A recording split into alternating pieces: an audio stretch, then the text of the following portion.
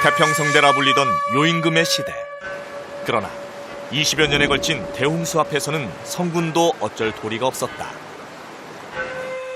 이때 홍수를 다스릴 책임자로 발탁된 인물이 바로 곤이다. 곤은 하늘의 신 천재의 보물인 신비의 흙을 훔쳐내 둑을 쌓고 물길을 막으려 했다.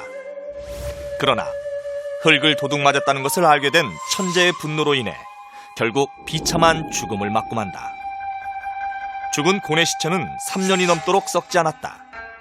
이상하게 여긴 천재가 천신을 시켜 곤의 배를 가르자 배에서 용이 나왔고 그 용이 사람으로 변한 것이 바로 우다.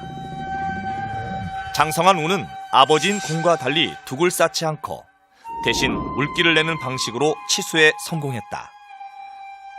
결국 우는 치수의 공을 인정받아 요임금과 순임금의 뒤를 이어 새로운 임금으로 즉위하게 되는데 그가 곧 한나라의 시조 우임금이다.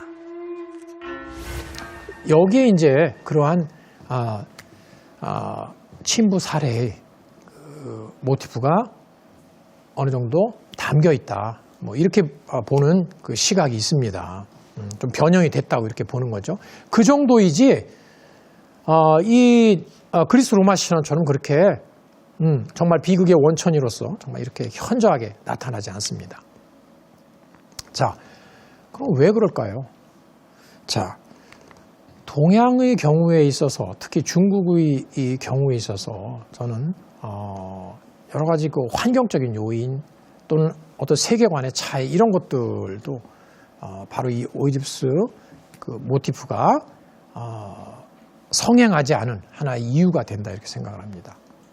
오이디푸스는 어떻습니까? 결국 아버지에 대한 적대감, 어머니에 대한 애착 이것을 자기가 억누르고 하고 그런 과정에서 자아와 또는 이제 그 초자가 생겨나고 그러면서 사회화되고 이제 이렇게 자기의 어떤 개체로서 이제 성장을 하는 그런 이 과정이죠.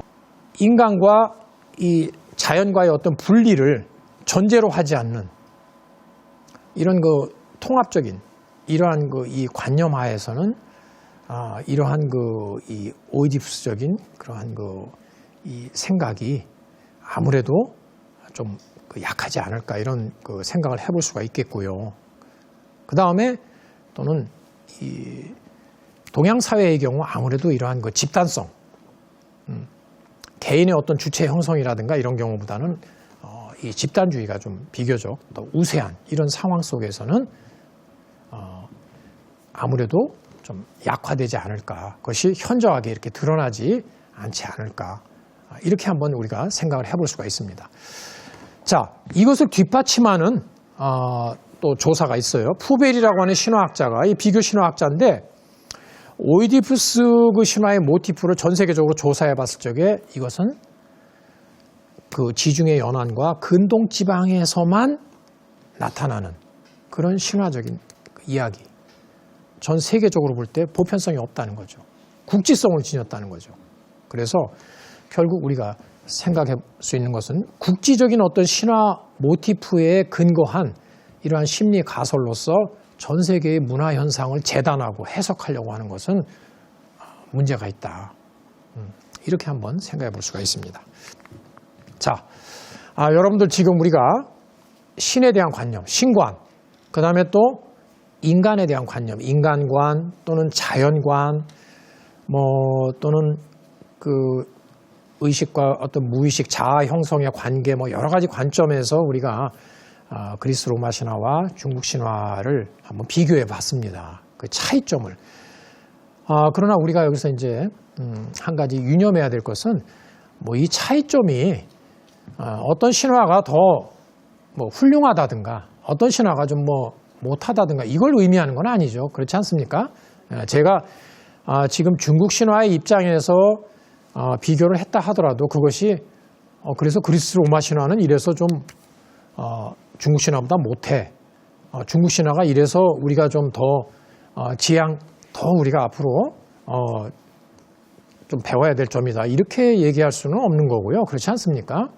그래서 그렇게 얘기한다면 다시 또 우리는 어떤 그 상상력에 뭐라고 할까요? 어떤 표준위로 또 돌아가는 거죠. 예. 상상력을 자유롭게 하기 위해서는 그런 표준이 없어야 되는데 그렇게 되면 또 그런 경향으로 돌아가는 것이고요. 여기에서의 비교는 어디까지나 둘 사이에 어떤 차이가 있다. 그래서 그 차이를 통해서 그동안에 우리가 너무 일방적으로 이 그리스 로마 신화라든가 이런 서양의 그런 상상력 위주로 생각했던 것을 좀 벗어나서 좀 다양한 그리고 좀 자유로운 우리가 상상 세계를 구현해야 된다는 그런 취지에서 말씀을 드린 거고요.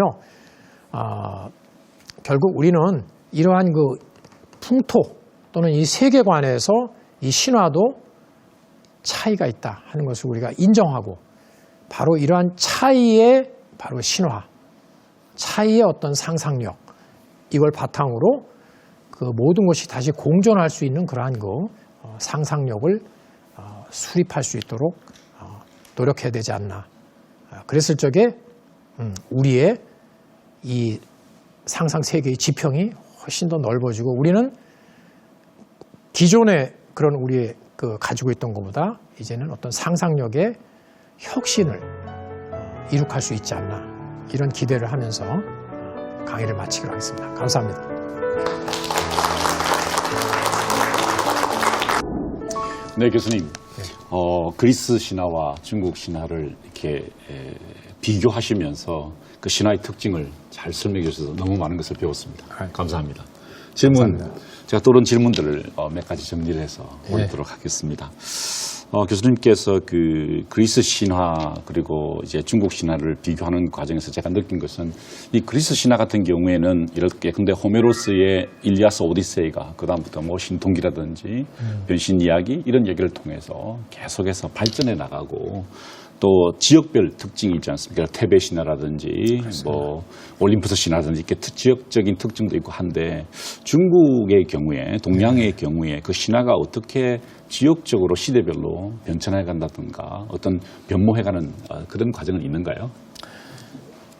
예, 굉장히 아주 중요한 질문을 해주셨습니다. 사실 신화 텍스트는 특히 연구자들한테 어떤 것을 택하느냐가 굉장히 중요하지 않습니까? 그렇죠. 그리고 지금 말씀하신 대로 시대마다 이 신화에 또 그 시대의 또 이데올로기 또 여러 가지 문화적 영향을 받기 때문에 첨삭이 되죠. 그렇습니다. 그래서 어떤 텍스트를 취하느냐 굉장히 중요하고 그런데 중국 신화의 경우에도 이제 마찬가지로 특히 중국은 그 대륙 아닙니까?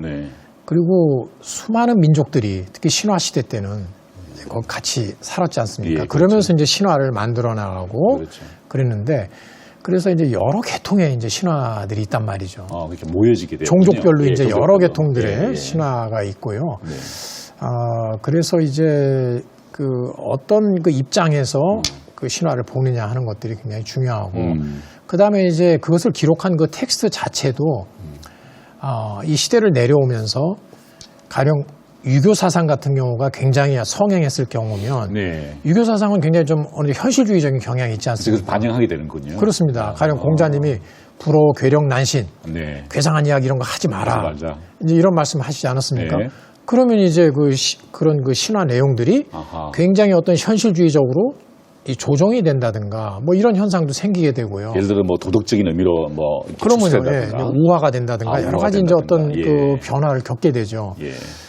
그럴 경우 이제 우리가 그 텍스트의 원상, 그 신화의 원상을 어떻게 추리하는가. 이것은 상당히 참 하나의 중요한 그 작업이 될 것입니다. 그렇군요. 마지막으로 드릴 질문은 그 그리스 신화의 패권성에 대한 문제입니다. 그 지점을 아주 정확하게 분석을 해주셨고, 우리가 그리스 신화를 표준으로 삼아야 되지 말아야 할 이유에 대해서 중국 신화를 통해서 정확하게 설명해 주셨는데요.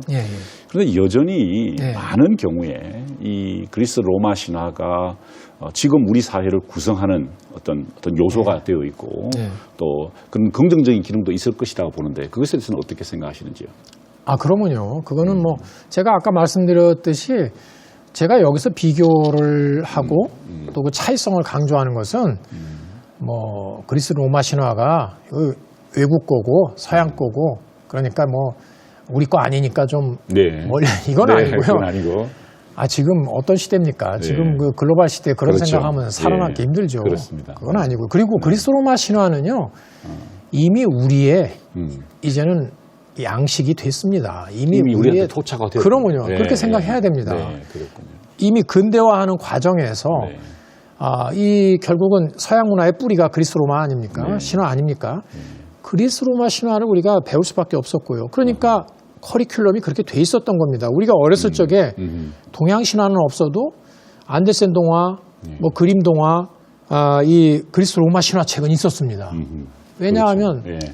우선 이걸 배워야지. 그렇죠. 그다음 어렸을 때 이걸 배우고, 네. 그다음 단계에 또 지식, 이 서양 지식, 과학 기술. 그렇게 넘어가서 서양 문화를 우리가 빨리 받아들이고 이것을 이제 토착화시키면서 우리도 근대화하고 발전한다고 이렇게 생각을 했겠죠. 그래서 사실은 이제 그 그리스 로마 신화가 하나의 우리가 이 서양 문화를 받아들이는 데서 하나의 토양이 됐고요. 네. 지금은 상당히 우리에게도 이거는 내면화된 거죠. 네. 그래서 그렇군요. 이것을 어떤 뭐 외래적으로 이렇게 생각할 그런 저기는 아니고요. 네. 그렇다면 뭐 불교는 뭐 외래적인 거 아닙니까? 그렇죠. 그러나 네. 뭐 기독교도 불교가 마찬가지고요. 그럼요. 우리의 아주 지금 전통 문화의 가장 아주 중요한 부분 중에 하나 아닙니까? 그렇습니다. 마찬가지로 굉장히 문화에 대해서는 우리가 좀 그런 포용력 있는 네. 문화는 흘러가는 거니까 네. 그걸 내가 수용해서 나를 살찌게 아하. 하면 결국 그건 내 것이 되는 것이죠. 알겠습니다. 그렇게 본다면 그리스 로마 신화가 또 예. 우리의 그 문화와 이 정신에 미친 여러 가지 영향, 그런 긍정적인 영향을 또 우리가 절대 과소평가해서는 안 된다 이렇게 생각을 합니다. 예. 사실 글로벌 시대의 덕목 중에 하나가 창조성이 있을 텐데 그 창조성을 징자시키기 위해서 우리는 표준화된 것보다는 네. 다양함을 존중하고 다른 것에 대해서 경청하는 태도를 가져야 될 텐데 네. 교수님의 강의를 통해서 제가 서양뿐만 아니라 동양뿐만 아니라 서양이 모두 하나가 되어서 우리의 상상력을 진작했는다는 그 가르침을 제가 배운 것 같습니다. 너무 감사합니다, 교수님. 감사합니다. 감사합니다.